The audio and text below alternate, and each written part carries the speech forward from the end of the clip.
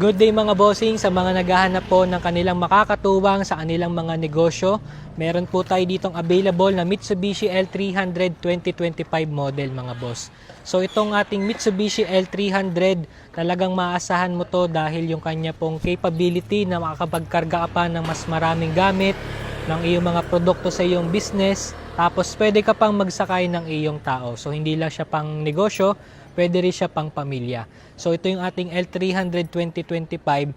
Nagkakahalaga sa atin to mga boss ng 698,000 pesos. Kasama na po doon yung kanyang transfer of ownership.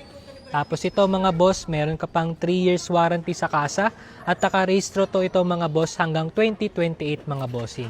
So 'di ba? Napakasulit mga boss. Kung bibili ka ng 10 ganito, almost 3.5 million pesos ang masisave mo dito mga bossing.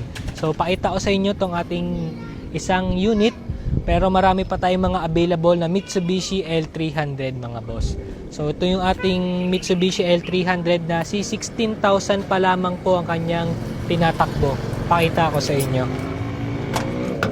So ito yung kanyang interior mga boss. Makikita nyo fresh na fresh pa po yung kanyang interior mga boss. So 16,000 pa lamang po yung kanyang tinatakbo. Tapos dito naman mga boss, sa kanyang mga gulong talagang makakapal pa. Ilang taon mo pa yan bago maubos mga bossing. Tapos dito tayo mga boss. So ito talaga mga boss, parang praktikalan lang.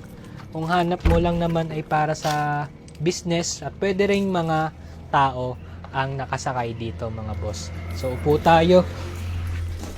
So comfortable ito mga boss dahil dual aircon po ito mga bossing.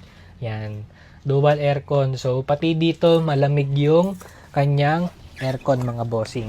So kung interesado ka sa mga L300 natin dito mga boss, open po tayo for reservation, open din tayo for financing, and open din po tayo for trade-in.